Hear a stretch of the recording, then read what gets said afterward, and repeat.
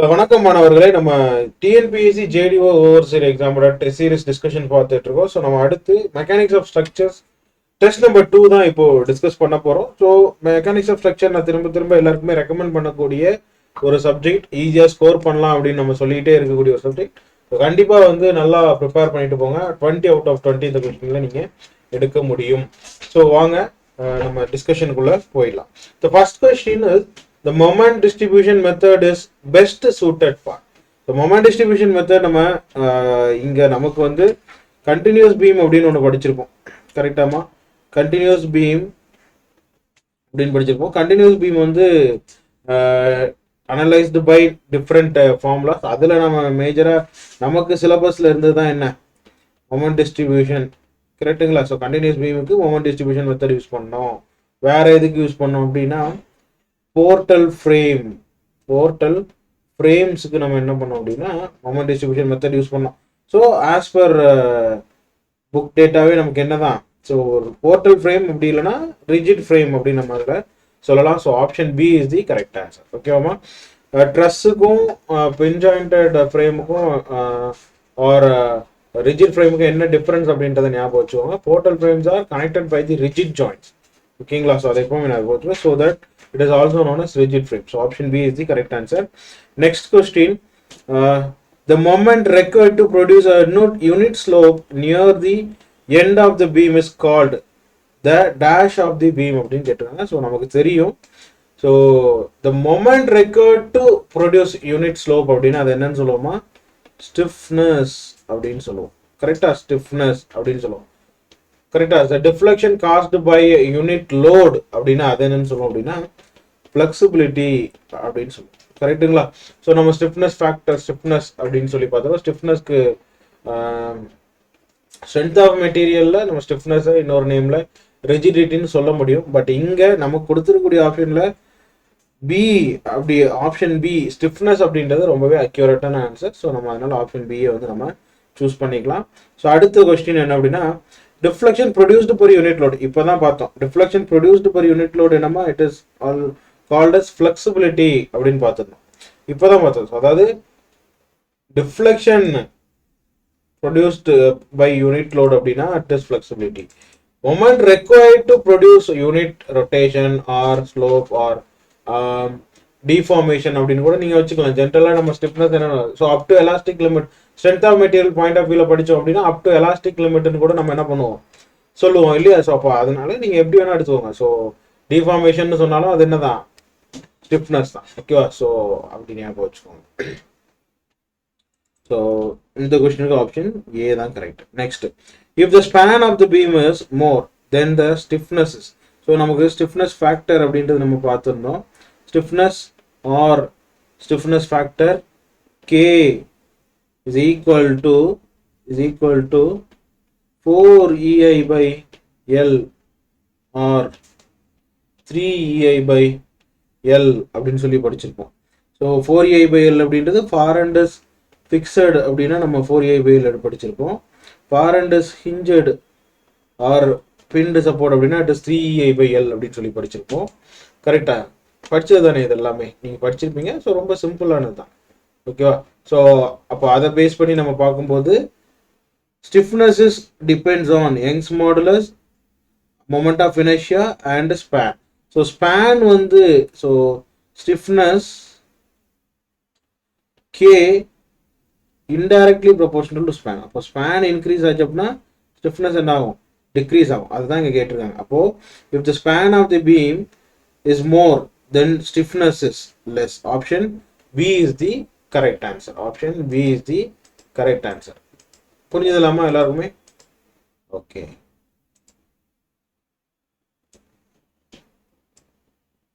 One second. Okay, so இப்போ கிளியரா இருக்கும் ஸ்க்ரீன் நினைக்கிறேன். ஓகே, ஸோ அடுத்தது fifth question, if the far end of the beam is dash the stiffness is lesser. So இங்கே பார்த்தீங்க அப்படின்னாலும் உங்களுக்கு அதே ரெண்டு ஃபார்முலாவை பேஸ் பண்ணி தான் இந்த கொஸ்டின். ஃபிக்ஸட் அப்படின்னா 4EI by L, ஹிஞ்சட் அப்படின்னா 3EI by L. அப்போ கண்டிப்பாக ஸ்டிஃப்னஸ் எதுக்கு தான் அதிகமாக இருக்கும், which is having fixed end. Far end is ஃபிக்ஸடாக இருந்துச்சுன்னா உங்களுக்கு அதிகமாக இருக்கும் ஸ்டிஃப்னஸ். இங்கே என்ன கேட்டிருக்காங்கன்னா எந்த எண்டு இருந்துச்சுன்னா லெஸராக இருக்கும் அப்படின்னு கேட்டிருக்காங்க. கண்டிப்பாக இப்போ என்ன எண்டு தாமா? சிம்பிள். ஹிஞ்சுக்கு இன்னொரு பேர் தான் என்ன? Simple. So option B is the correct answer. இது எல்லாமே நம்ம ஒரு சின்ன பார்ட் மொமெண்ட் டிஸ்ட்ரிபியூஷன் மெத்தடுக்கு கீழே வரக்கூடியதான். இதெல்லாம் ரொம்ப முக்கியமானது. கண்டிப்பாக உங்களுக்கு இதுலேருந்து கொஸ்டின் வரும். ஸோ நல்லா ப்ரிப்பேர் பண்ணிக்கோங்க. Next, applying moment M at the near end of the beam produces M moment at the far end of the beam. The M moment is called. ஓகேவா? அதாவது நம்ம ஒரு பீம், ஃபார் எக்ஸாம்பிள் ஒரு beam எடுத்துக்கிறோம். For example cantilever beam எடுத்துக்கிறோம்னு வச்சுக்கோங்க. For example ஒரு எக்ஸாம்பிளுக்காக. So I am applying some moment at here and this moment is carried by this fixed end. ஓகேவா? ஸோ அப்போ இந்த மொமெண்ட்டுக்கு பேர் என்ன அப்படின்னு கேட்குறாங்க. ஸோ இது வந்து என்ன அப்படின்னா அப்ளைடு மொமெண்ட். Applied moment. அப்போ இது கேரி பண்ணிக்கக்கூடிய moment. So this applied moment is carried by this fixed support is called carry over moment. Carry over moment, and it should be in the direction of applied moment. It should be the same direction of applied moment. அந்த வார்த்தை ரொம்ப முக்கியம். ஓகேவா? The carry over moment is not a resisting moment. அதை நல்லா தெரிஞ்சுக்கோ. ஓகேவா? So option A carry over moment is the correct answer. Next one, the when far end of the beam is fixed, carry over moment is. Okay, இதுவும் ரொம்ப simple தான். So நமக்கு for end வந்து ஃபிக்ஸடாக இருக்குது அப்படின்னா கேரி ஓவர் மொமெண்ட் என்னவா இருக்கும் அப்படின்னா it is M by two, அதாவது applied moment divided by two அப்படின்னு சொல்லலாம். அதே far end of the beam is, so ரெண்டுமே சேம் நம்ம இங்கே இந்த question. So far end of the beam is சிம்பிளாக இருந்துச்சு அப்படின்னா, அதாவது ஹிஞ்சிடோ ஆர் சிம்பிளாக இருந்துச்சு அப்படின்னா, இப்போ நீங்கள் அப்ளை பண்ணுறீங்க அப்படின்னா that moment doesn't carried. The moment is the simple support cannot carry any moment. So அதுக்கு என்னவா இருக்கும்? It is 0. It cannot carry any moment. அப்போ far end is fixed அப்படின்னா carry over moment என்ன அப்படின்னா m by 2. Option D. ஓகேவாமா? carry over factor அப்படின்னா என்னமா? carry over factor is equal to carry over moment divided by applied moment. கரெக்டா? So அப்போ இங்கே ஃபிக்ஸட் எண்டுக்கு பொறுத்த வரைக்கும் கேரி ஓவர் மொமெண்ட் எவ்வளோ? M by two. Applied moment எவ்வளோ? எம். ஸோ எம் கேன்சல் ஆகிடும். Will get 1/2 as your answer. So option C is the correct answer for 8th question. It is when if the far end of the beam is fixed then carry over factor கேட்டிருக்காங்க. So carry over factor is 0.5 or 1/2. So option C is the correct answer. புரிஞ்சிருக்கும்னு நினைக்கிறேன். ஓகேவா? இதே simple support R ஹிஞ்சிட் சப்போர்ட்டா இருந்துச்சுன்னா carry over ஃபேக்டரும் 0 தான், carry over மொமெண்ட்டும் 0 தான். அதை எப்பவுமே ஞாபகம் வச்சுக்கோங்க. Next 9th question, if the end support is simple then distribution factor is அப்படின்னு கேட்டாங்க. ஸோ டிஸ்ட்ரிபியூஷன் ஃபேக்டர் அப்படின்றது என்னமா? Stiffness of a member divided by total stiffness அப்படின்றது தான் என்னமா? டிஸ்ட்ரிபியூஷன் ஃபேக்டர் அப்படின்னு படிச்சிருக்கோம். கரெக்டா? Stiffness of a member divided by total stiffness அப்படின்றது தான் டிஸ்ட்ரிபியூஷன் ஃபேக்டர்னு படிச்சிருப்போம். ஸோ இது நம்ம வந்து ஒரு 3 ஸ்டேட்மெண்ட் படிச்சிருப்போம். 1 2 3 அப்படின்னு சொல்லிட்டு. That is far end is fixed அப்படின்னா distribution factor is 0. Far end is simple or hinged அப்படின்னா distribution factor is 1. Far end is overhanging அப்படின்னா டிஸ்ட்ரிபியூஷன் ஃபேக்டர் இஸ் 0. ஓகேவா? ஸோ அப்போ ஆப்ஷன் பி இங்கே வந்து சிம்பிள்னு கேட்டிருக்காங்க. So option B is the correct answer. Next one, if the end support is fixed then distribution factor is, இப்போதான் பார்த்தோம் end support fixed னா என்னமா? It is 0. So option C is the correct answer. 10th வந்து option C தான் கரெக்டான answer. Next one, 11th question, if load is acting away from the longitudinal axis of column is called. ஓகேவா? So நமக்கு explain பண்ணிடுறேன்னா அதுல இருந்து உங்களுக்கு புரிஞ்சிடும். So இது ஒரு காலமோட டாப் வியூ அப்படின்னு வச்சுக்கோங்க. காலமோட what is that? Sorry. Okay, காலமோட பிளான் வியூ அப்படின்னு வச்சுக்கோங்க. இது வந்து டாப் வியூ, இது வந்து கிராஸ் வியூ. ஓகேவா? ஸோ காலமோட மேஜர் ஆக்சிஸ் எதுமா? இதுதான். This is the vertical axis தான் காலமோட மேஜர் ஆக்சிஸ். ஓகேவா? So if the load acting, so அதையும் நான் இங்கேயும் மார்க் பண்ணிடுறேன், அப்போ தான் உங்களுக்கு அந்த ஈஸியாக இருக்கும். ஓகேவா. if the load is acting at the center point, so இதுக்கு வந்து 3Dல போட்டிங்க அப்படின்னா எப்படி இருக்கும், ஸோ இதுக்கு ஒரு ஆக்சிஸ் இப்படி போகும், ஜெட் ஆக்சிஸ்ல போகும். ஓகேவா, ஸோ அதை எப்பவுமே ஞாபகம் வச்சுக்கோ. ஓகேவா. ஓகே, காலம் வந்து எக்ஸாக்டா சென்டர்ல லோட் ஆக்ட் ஆச்சு அப்படின்னா அது என்னன்னு சொல்லுவோம் அப்படின்னா ஆக்சியல் லோட் அப்படின்னு சொல்லுவோம். ஓகேவா. when the load is acting along the major axis of column or longitudinal axis of the column அப்படின்னா that is known as axial load. if the load acting away from the CG or longitudinal axis or major axis அப்படின்னா அதுக்கு பேர் என்னன்னு சொல்லுவோம் அப்படின்னா eccentric load அப்படின்னு சொல்லுவோம். ஓகேவாமா. So அப்படி பார்க்கும்போது இது என்ன, இது எக்ஸாக்டா சென்ட்ரல் ஆக்ட் ஆகுது, இது வந்து சிஜில இருந்து இந்த ஆக்சிஸ்ல இருந்து என்ன ஆகுது, கொஞ்சம் தள்ளி ஆக்ட் ஆகுது. ஸோ அந்த ஹரிசாண்டல் டிஸ்டன்ஸை தான் என்னன்னு சொல்லுவோம் அப்படின்னா இ, தட் இஸ் எசென்ட்ரிசிட்டி அப்படின்னு சொல்லுவாங்க. இந்த ஹரிசாண்டல் டிஸ்டன்ஸை தான் நம்ம என்னன்னு சொல்லுவோம் அப்படின்னா எசென்ட்ரிசிட்டி அப்படின்னு சொல்லுவாங்க. ஓகேவாமா. ஸோ எசென்ட்ரிசிட்டி அப்படின்னா the line of action of load is far away from the, or it has some distance from the center point or CG or major longitudinal axis அப்படின்னு சொல்லுவாங்க. ஸோ அப்போ நமக்கு இங்க கொஸ்டின்ல என்ன கேட்டிருக்காங்க, the load is acting from the longitudinal axis if the column is called என்னமா, it is eccentric load. கரெக்டா, eccentric load தானே, away from தானே கேட்டிருக்காங்க. ஸோ அப்போ eccentric load. அடுத்தது பாருங்க, the horizontal distance between the longitudinal axis of column and the line of action of load. இப்போதான் பார்த்தா அந்த horizontal distance பேர் என்னன்னு சொல்லுவோம்னு சொன்னோம், எசென்ட்ரிசிட்டின்னு சொல்லுவோம்னு சொன்னோம். So option A is the correct answer. Next 13th question, if the column axial load produces, காலம்ல ஆக்சியல் லோட் ப்ரொடியூஸ் என்னமா ப்ரொடியூஸ் பண்ணோம், ஸோ காலம்ல axial load produce only direct stresses. Option C, காலம்ல ஆக்சியல் லோட் என்ன பண்ணோம்னா direct stress மட்டும் தான் create பண்ணோம். எக்ஸென்ட்ரிக் லோடு வந்து both bending and direct stress ரெண்டுமே கிரியேட் பண்ணும். So option A. அதாவது இப்போ இந்த காலம்ல நீங்க சென்டர் பாயிண்ட் லோட் கொடுத்தீங்கன்னா it is only subjected to compression அப்படின்னு சொல்றோம். ஆக்சியல் லோட்ல வந்து உங்களுக்கு ஒன்லி டைரக்ட் ஸ்ட்ரெஸ் மட்டும்தான் வரும், தட் இஸ் கம்ப்ரெஷன் டெஸ்ட் மட்டும்தான் இருக்கும்.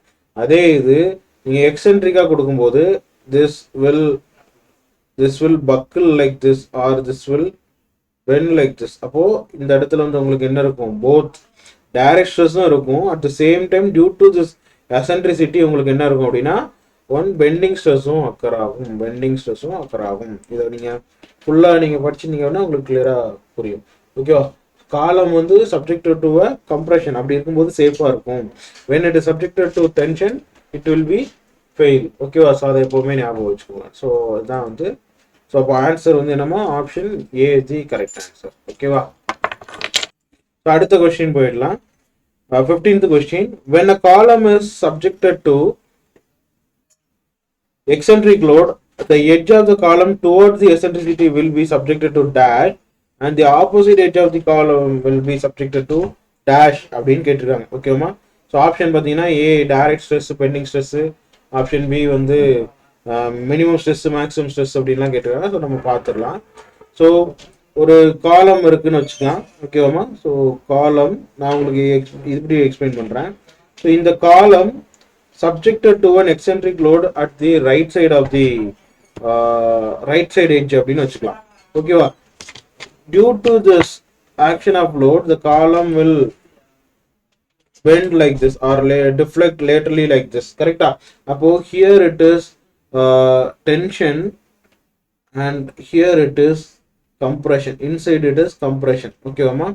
and you can easily say that இதுக்கு வந்து நீங்க வந்து கிராஸ் செக்ஷனா வரைஞ்சீங்க அப்படின்னா எப்படி இருக்கும், ஸோ நீங்க ட்ரா பண்ணீங்க அப்படின்னா load will act somewhere here, the load will act somewhere here. ஓகேவாமா.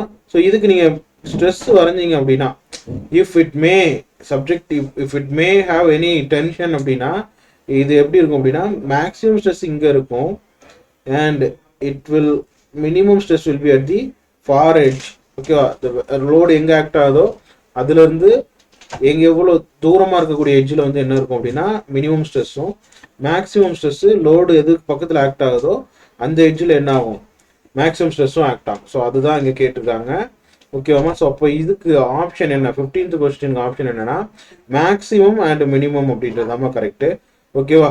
ஸோ என்ன கேட்டிருக்காங்க, subjected to eccentric load ன்னு சொல்றாங்க. edge of the column towards the eccentricity will be subjected to towards the எசென்ட்ரிசிட்டினா எழுதுமா, இதுதான் டுவர்ட்ஸ் தி எசென்ட்ரிசிட்டி. அப்போ இங்க என்ன இருக்கு, இங்க என்ன இருக்கு, மேக்ஸிமம் ஸ்ட்ரெஸ் இருக்குது. இங்க என்ன இருக்குன்னா மேக்ஸிமம் ஸ்ட்ரெஸ் இருக்கு. இங்க என்ன இருக்கு, அவே ஃப்ரம் தி எசென்ட்ரிசிட்டி என்ன இருக்கு, மினிமம் ஸ்ட்ரெஸ் இருக்கு. அப்போ option D is the correct answer. Option D is the correct answer. Next 16th question. ஃபார் a rectangular section maximum stress for a rectangular column or rectangular section அப்படின்னு கேட்டிருக்காங்க. Maximum ஸ்ட்ரெஸ்ன்னு கேட்டிருக்காங்க.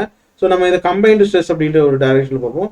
So total sigma D is equal to என்ன அப்படின்னா sigma direct stress plus sigma bending stress, அதுதான் formula, plus or minus.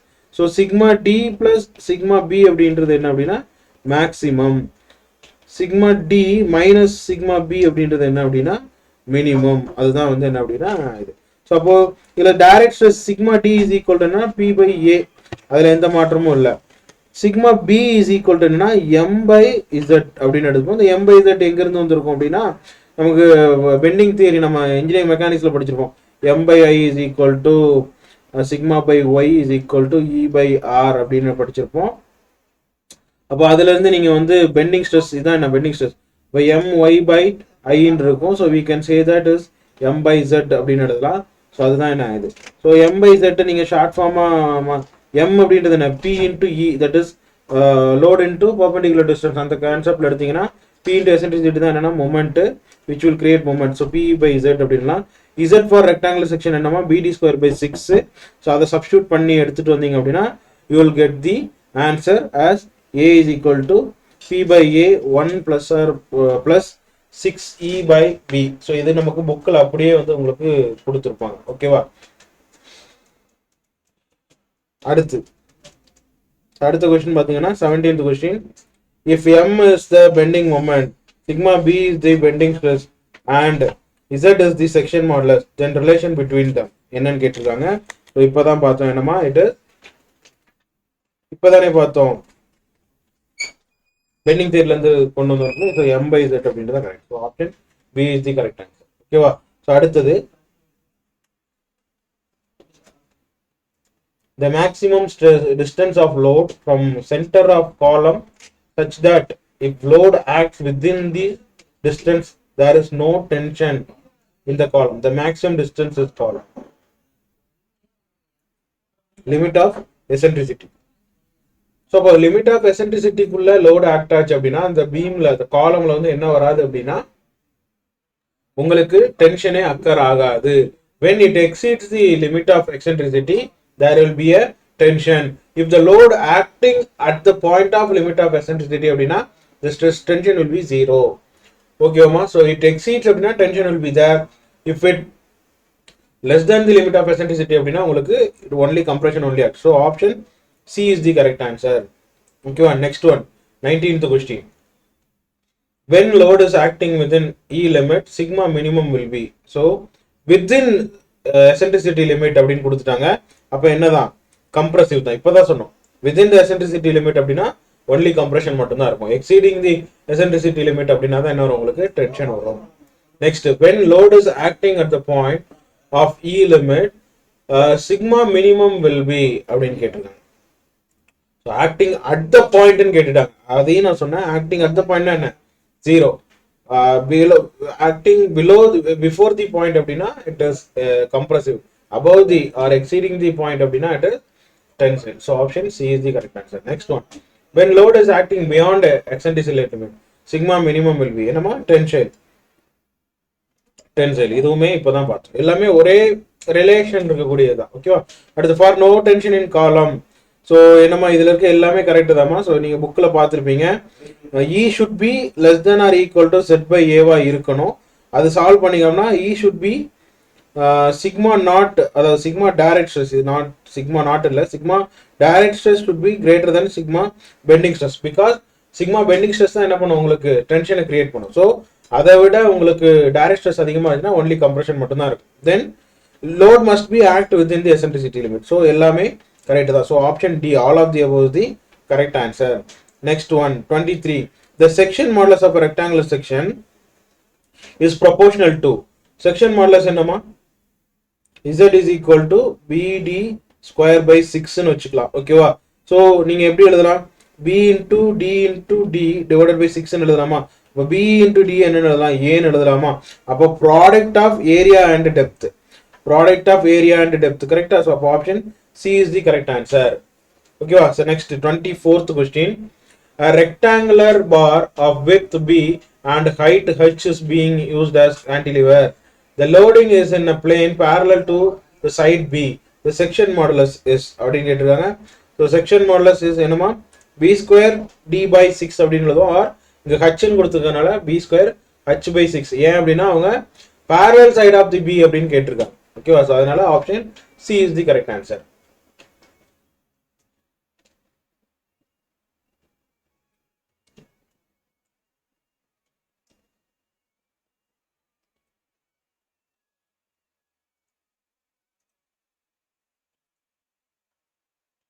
Next 27.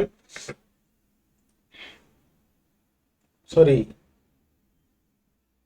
25. Sorry, 25. The range within which a load can be applied on a rectangular column to avoid tensile stresses. என்னவா இருக்குமா?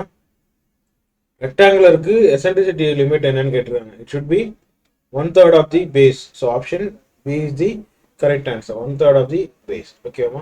So next வந்து என்ன அப்படின்னா 26. So இந்த வீடியோவை நம்ம அடுத்து அப்படியே கண்டினியூ பண்ணலாம். ஸோ அது வரைக்கும் ஸோ மீதி பேலன்ஸ் 25 கொஷின்ஸ் வந்து நம்ம இன்னொரு வீடியோவில் நம்ம பார்க்கலாம். Okay, thank you so much.